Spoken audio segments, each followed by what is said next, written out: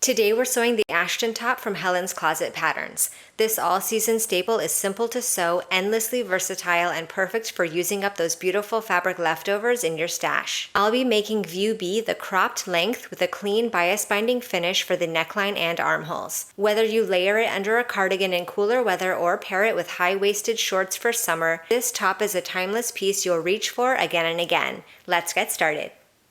We're going to start our sewing by stay stitching the neckline and the armholes. For the neckline, we'll sew from both top edges to the center with a 1/4 inch seam allowance and a regular length stitch. And for the armholes, we'll stay stitch from the top to the bottom, again with a regular length stitch and a 1/4 inch seam allowance.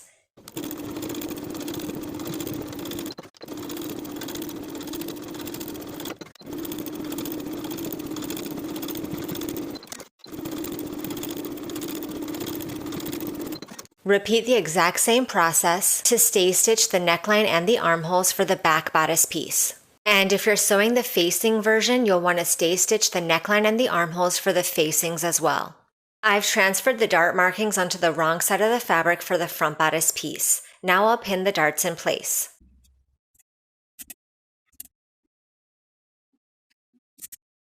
For each dart, sew from the outside edge to the point, leaving thread tails at the point so you can tie them in knots. Then press your darts down toward the bottom of the garment.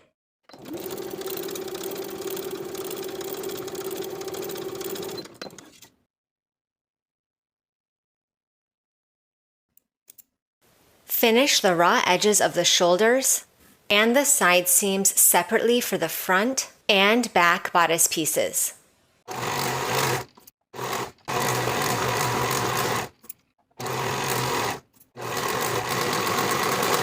Place the front and back bodice pieces right sides together along the shoulders and side seams and pin in place. Sew both shoulders and both side seams with a 5/8 inch seam allowance and press the seams open.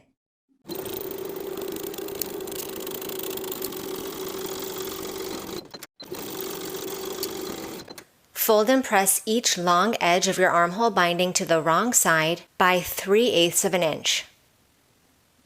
Now you should have creases in your bias binding that will help us with our sewing moving forward.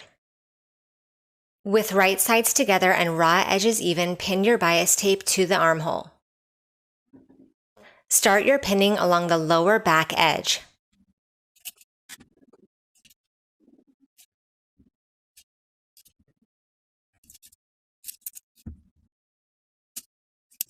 Once you're back where you started with the bias tape, allow the edge of the bias tape to overlap the opposite edge. Overlapping those edges by 3/4 of an inch and cutting off the excess. Then I'll place the short edges of the bias binding right sides together and sew them together at 3/8 of an inch, then press the seam open. Then we can sew our bias binding in place around the armhole with a 3/8 inch seam allowance, which should fall in line with the outermost pre-pressed crease.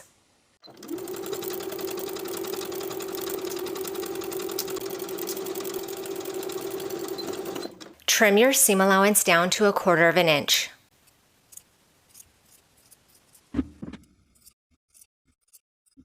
Then we're going to understitch the bias binding, flipping the bias binding over its seam allowance, then sewing the binding to the seam allowance underneath with an 1/8 of an inch seam allowance.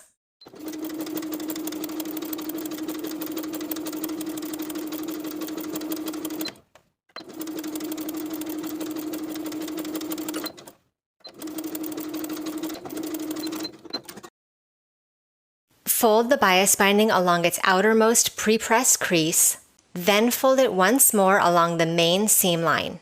Pin in place all the way around.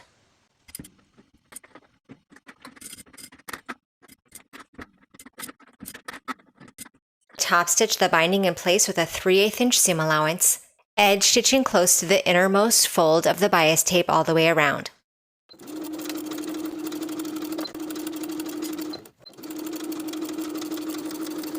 Repeat all of those steps to complete your opposite armhole as well as the neckline in the exact same way. Place the front and back hem facing pieces right sides together and pin the outer short edges. Sew both short edges with a 5/8 inch seam allowance and press the seams open.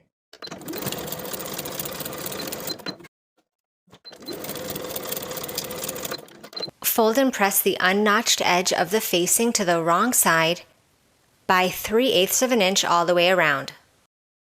Place the facing right sides together with the bottom of the garment, aligning the raw edges and the notches, and pin in place all the way around.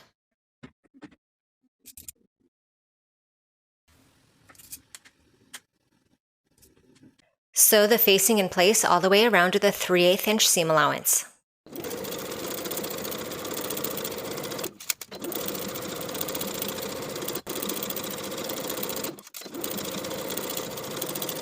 I'm going to trim the seam allowance all the way around to about 1/4 of an inch.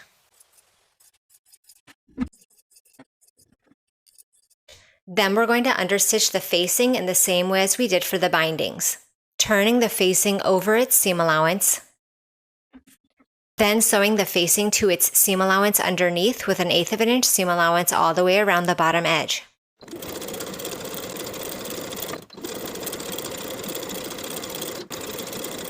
Turn the facing to the inside of the garment along the main seam and give those bottom edges a good press. Pin the facing in place on the inside.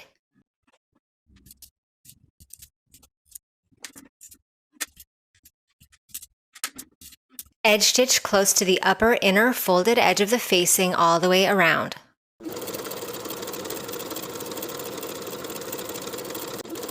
Now the top is complete. Thank you for watching this sew along. Make sure you subscribe to the channel so you don't miss any future sewing tutorials, and I'll see you in the next video.